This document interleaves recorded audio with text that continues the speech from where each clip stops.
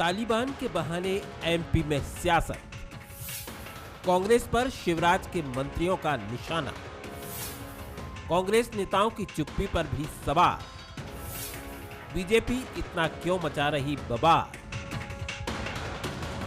अफगानिस्तान की सत्ता पर अब तालिबान का कब्जा है, यहां सड़कों पर भी तालिबान का राज है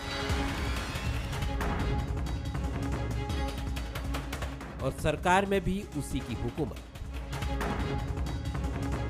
लेकिन इस पर सियासत मध्य प्रदेश में शुरू हो गई है।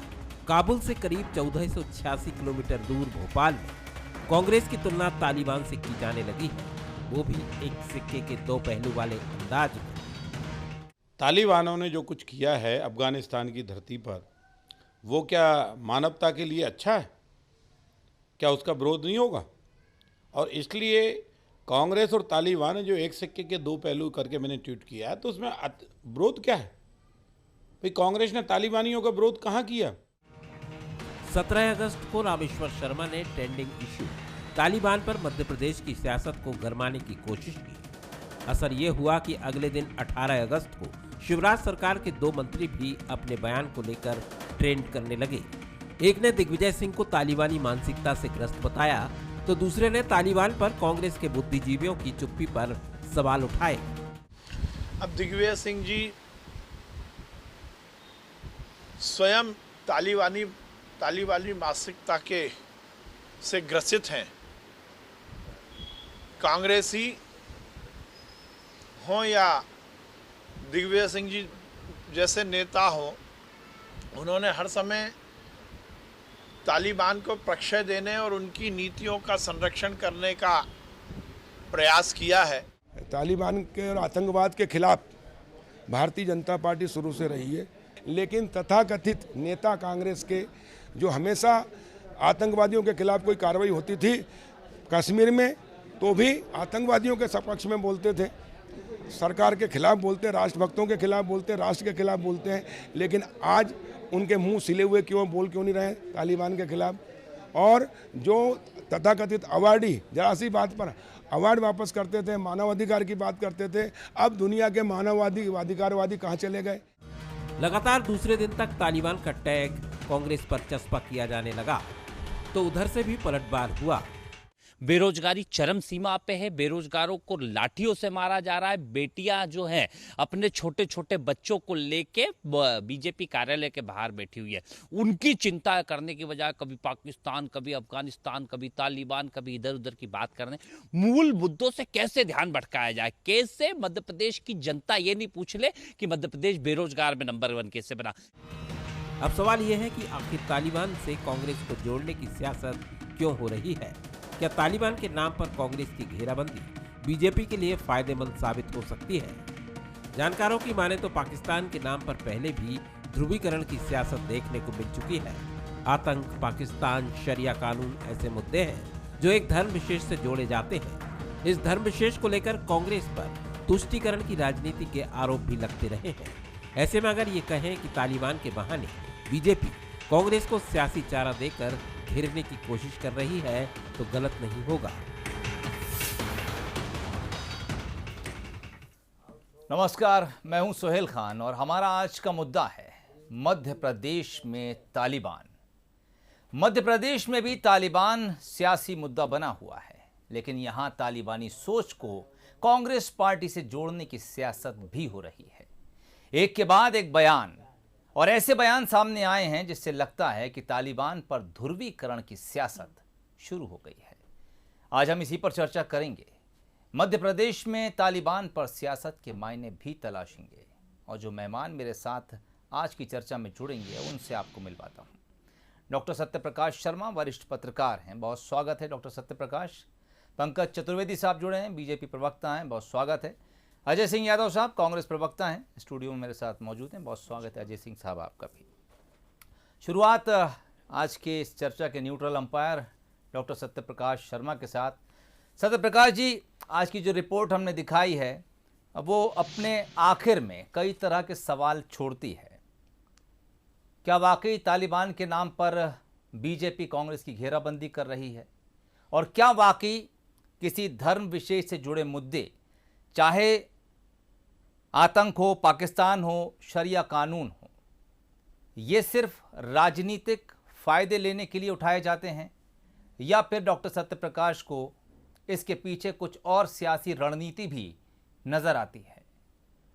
जी जी सुहेल जी,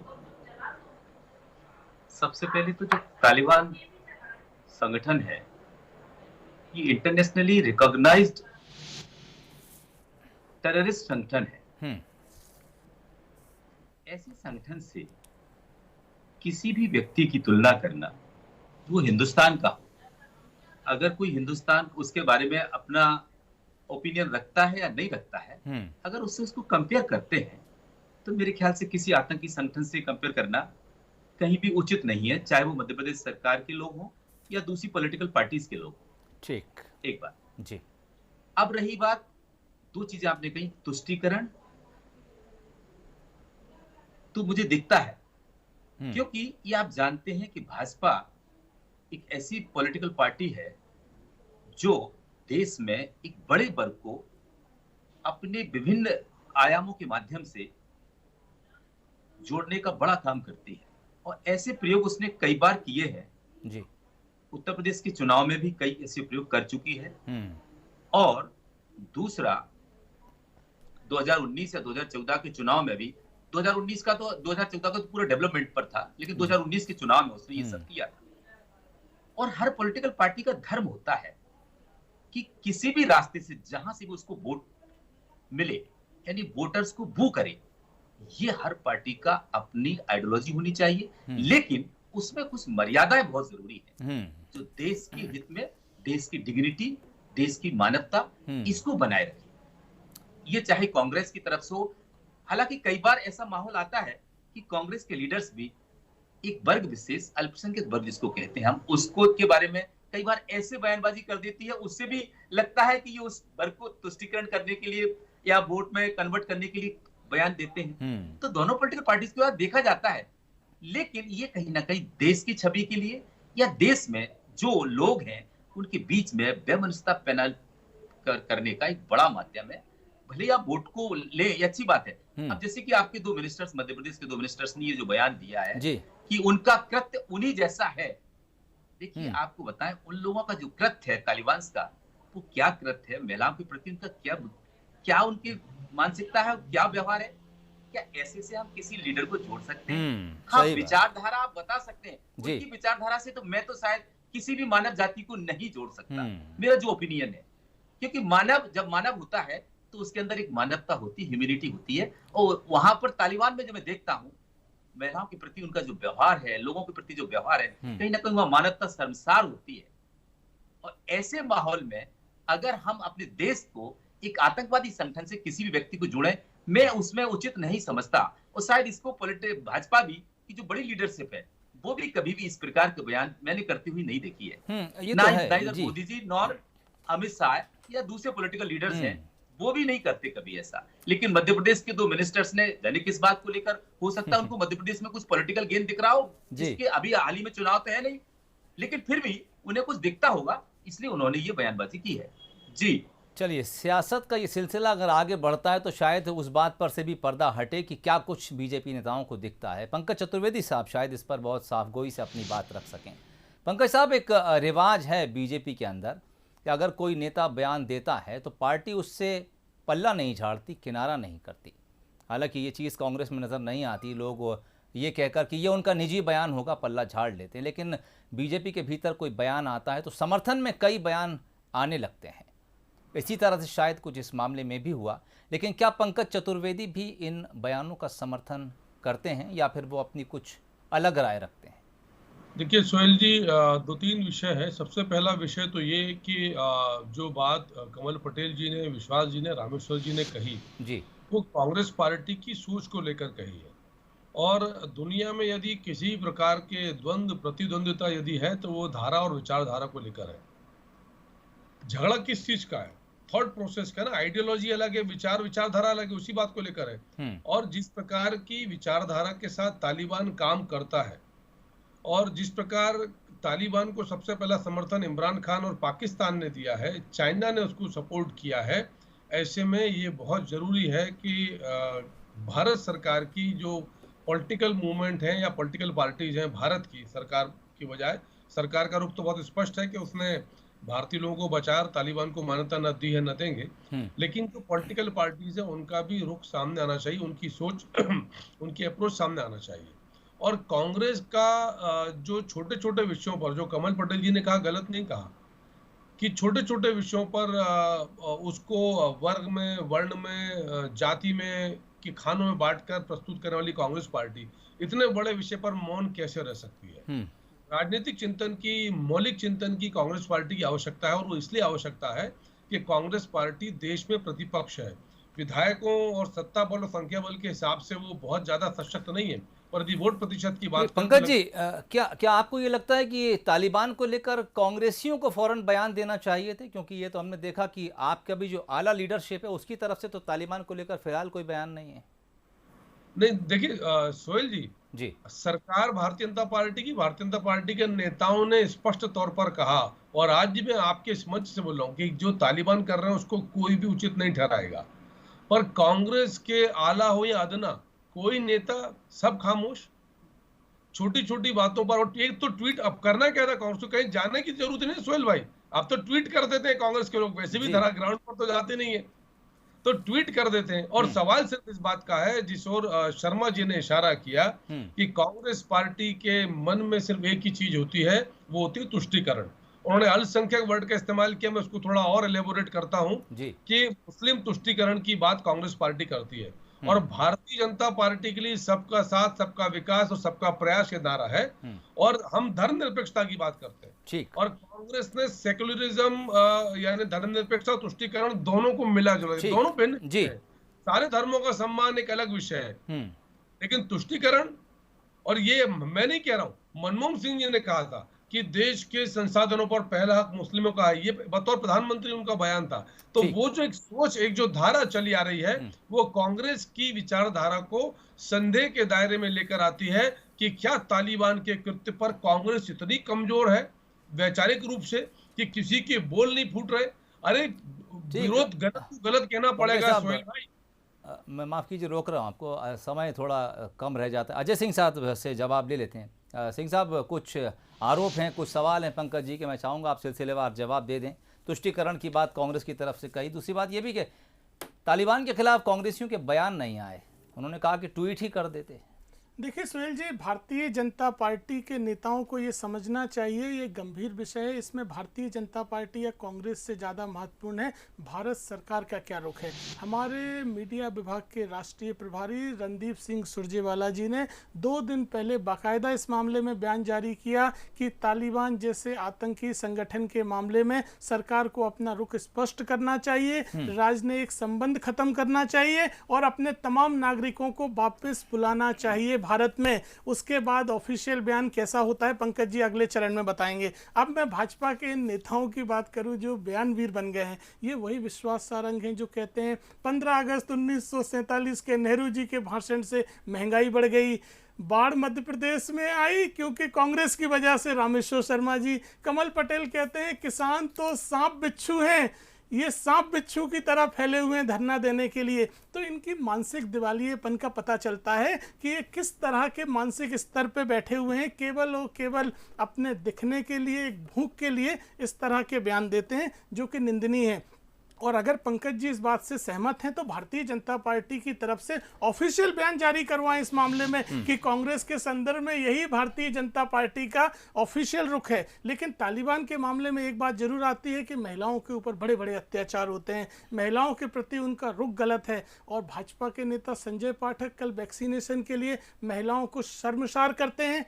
तो इस तरह के बयान देने वाली भारतीय जनता पार्टी और हमें आईना दिखाने की कोशिश कर रहे हैं। अपने विधायकों पे क्या कार्रवाई करी आपने पंकज जी, जब संजय पाठक कल कहते हैं महिलाओं के सामने कि किस तरह से वैक्सीनेशन के बाद भी उनका नपुंसक ना होना उनने प्रयोग करके देख लिया है। तो ऐसी पार्टी के नेताओं से हम उम्मीद नहीं करते हैं। भारतीय जनता पार्टी मुख्य मुद्दों से ध्यान भटकाना चाहती है। कमल पटेल क्यों नहीं बताते सोयाबीन के दाम 3000 क्यों गिर गए, क्यों नहीं बताते विश्वास सारंग जी कि वैक्सीन के डोज नहीं लग रहे हैं और आरटीपीसीआर में यूज आने वाली निडल कबाड़ियों के यहाँ मिल रही है, जो उनकी जिम्मेदारी है। और अगर विदेश मामलों के इतने बड़े जानकार हैं तो इनको राष्ट्रीय स्तर पे ले जाइए, अंतर्राष्ट्रीय मंच पे बैठाइए। अगर मोदी सरकार के पास तो मैंने देखा नहीं कि कोई इतना बड़ा जानकार है जो तालिबान का कांग्रेस से संदर्भ भी जोड़ सका हो। आपके विदेश मंत्री का भी ऐसा कोई बयान नहीं देखा। अगर यही लोग जानकार हैं तो इन्हें आप विदेश मंत्रालय में भेजिए। ये इस तरह का मखौल मत उड़ाइए।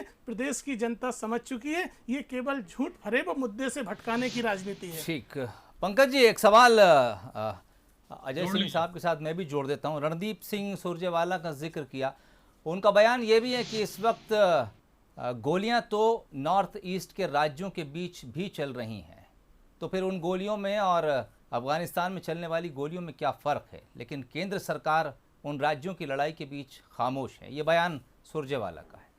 देखिए सोहेल जी, मैंने जो सुरजेवाला साहब का बयान था, मैं पढ़ने सुनने समझने दोनों की प्रैक्टिस बराबर करता हूं जी। और सुरजेवाला जी के जो ऑफिशियल बयान, ऑफिशियल शब्द का यूज किया, ऑफिशियल स्टेटमेंट था, वो एडवाइस थी कि सरकार क्या करे, और सरकार उसके पहले वो सब कर चुकी थी जो सरकार को करना है। और इसीलिए आज तमाम सारे भारतीय नागरिकों का पहला जत्था आया और हम सब ने मीडिया में देखा कि कितने संघर्ष के बाद भारत की जो पैरामिलिट्री फोर्सेस के लोग थे, वो कमांडो लोग थे, वो उनको हिंदुस्तान में लेकर आए। दूतावास बंद कर दिया गया, राजनीतिक संबंध खत्म कर दिया गया, और बाकी बचे भारतीय जो नागरिक हैं, करीब 1200 नागरिक और शेष बचे, उनको निकालने की प्रक्रिया जारी है। तजाकिस्तान के एयरबेस का हम लोग इस्तेमाल कर रहे हैं क्योंकि काबुल एयरपोर्ट में सिक्योरिटी को लेकर बहुत सारे इशू हैं। तो उन्होंने कांग्रेस का बयान नहीं था, वो सरकार को सलाह थी सरकार को क्या करना है। अब कांग्रेस का बयान होगा पंकज जी, आप इतना तो जानते होंगे। अरे बयान और सलाह में अंतर होता है भाई। कांग्रेस की तरफ से था वो सलाह और बयान, उनका व्यक्तिगत कुछ नहीं था रणदीप जी का। अजय मुझे बात सुन लो फिर आप उत्तर देना। दूसरा, नॉर्थ ईस्ट की बात कर रहा था। नॉर्थ ईस्ट के मामले में भी शायद कांग्रेस की जानकारी कम है, इसीलिए रणदीप जी का बड़ा सम्मान है, बहुत विद्वान व्यक्ति है, मैं व्यक्तिगत तौर पर उनका आदर करता हूँ, अच्छे व्यक्ति हैं, पर उनकी मैं बाध्यता समझता हूँ कि उनको कांग्रेस की आरोप लगाने की प्रक्रिया का हिस्सा बनना है। मोर्चे पर तो वही है कि नॉर्थ ईस्ट के विषय पर जो विषय था वो गोलाबारी उसी समय बंद हो गई, और दोनों राज्यों में अब वहां की स्थानीय पुलिस की बजाय जो केंद्र की पैरामिलिट्री फोर्स है वहां बैठी हैं। दोनों राज्यों के मुख्यमंत्रियों की, अधिकारियों, सरकारों की बातचीत चल रही है, और यही कांग्रेस की उस विचारधारा का प्रतीक है कि कांग्रेस तालिबान के उस विषय की तुलना हमारे दो राज्यों से करती है। उसी बात की पीड़ा भारतीय जनता पार्टी को है, और यही चिंता है कि यदि कोई भी विषय होता है जहां अंतर्राष्ट्रीय स्तर पर तालिबान या बाकी विषय आते हैं, तो आप उसकी तुलना हमारे देश से क्यों करते हैं। आज कहां है दिग्विजय सिंह, जो छोटी छोटी बातों पर आकर बातचीत करते थे, सबसे बड़े तुष्टीकरण के पैरोकार, राम मंदिर का विरोध करने वाले, राम काज का विरोध करने वाले, राम नाम का विरोध करने वाले, और आरोप लगा रहा हूं कि मुस्लिम तुष्टीकरण कर रहे दिग्विजय सिंह जी आज क्या तालिबान के साथ है। ओसामा को ओसामा जी बोलने वाले, जाकिर नाइक के साथ जिनके वीडियो वायरल थे दिग्विजय सिंह जी, कहां है आज वो दिग्विजय सिंह जी। ये मुस्लिम तुष्टीकरण की जो कांग्रेस की नीति है सोहेल जी, इस पर आपत्ति भारतीय जनता पार्टी को, क्योंकि ये देश के लिए घातक है। आप ये जो अपीजमेंट की पॉलिटिक्स कर रहे हैं, पॉलिटिक्स ऑफ अपीजमेंट, तुष्टीकरण की राजनीति, ये बंद होना चाहिए। और कितना दुर्भाग्य का विषय है कि हमारे दो राज्यों के विषय की तुलना कांग्रेस पार्टी तालिबान से करती है, अफगानिस्तान से करती है। शर्म आना चाहिए कांग्रेस पार्टी को इसकी ऐसी सोच के ऊपर, और इसी विचारधारा से हमारा सोहेल जी संघर्ष है, और कोई आपत्ति नहीं है। कुछ थोड़े कांग्रेस के लोग, अजय मेरे अनुज है, छोटे भाई है, पर जो इनकी विचारधारा है, जिसको ये डिफेंड करते हैं, उसको लेकर आपत्ति है, और इनको देश का सोचना चाहिए, राष्ट्र का सोचना चाहिए, भारत माँ का सोचना चाहिए सोहेल जी। उधर कांग्रेस का ध्यान नहीं है। वोट बैंक, मुस्लिम वोट बैंक, तुष्टीकरण, चलिए आपके छोटे भाई से इसका जवाब ले लेते हैं। ये बहुत अच्छी आपने सौहार्दता वाली बात कही पंकज जी।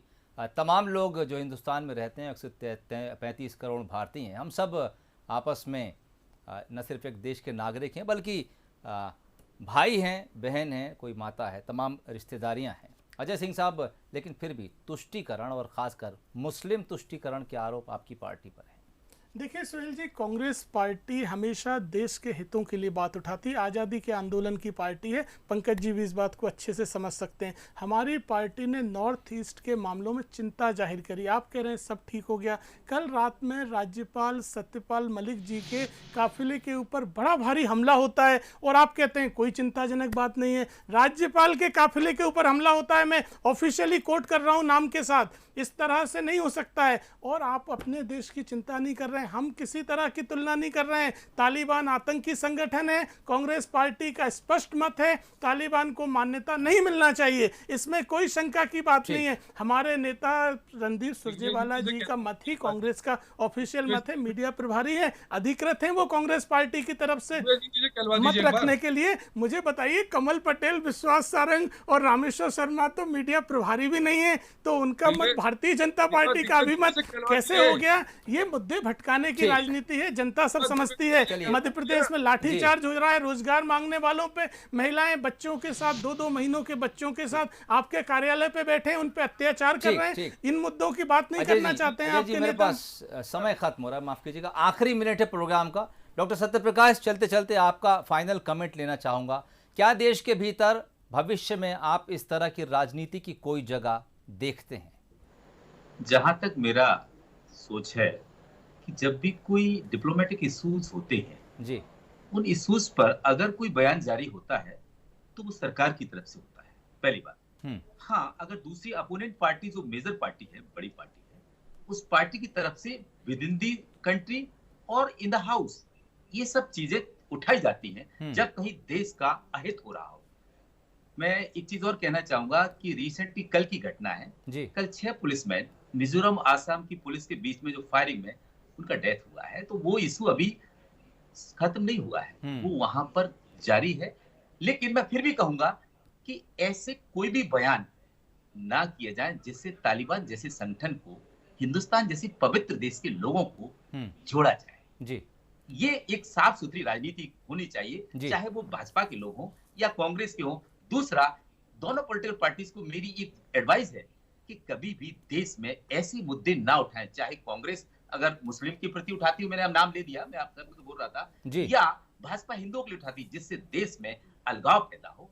ये राजनीति से दूर होना चाहिए। कहीं ना कहीं ये राजनीति के लिए बड़ा खतरा है और देश को इसको भुगतना पड़ेगा भविष्य। ठीक, चलिए, बड़ी अच्छी बात आपने कही। चलते चलते, राजनीति दरअसल 135 करोड़ लोगों को लेकर होनी चाहिए, उनके भले के लिए होना चाहिए, देश के विकास के लिए होना चाहिए। अगर हम इसे जाति, समुदाय, वर्ग विशेष में जोड़कर देखेंगे तो शायद इसमें किसी का भला नहीं है। इसी फाइनल कमेंट के साथ प्रोग्राम को खत्म करूंगा। आप तीनों मेहमानों का बहुत शुक्रिया हमारे साथ जुड़ने के लिए, आज का मुद्दा में इस चर्चा में शामिल होने के लिए।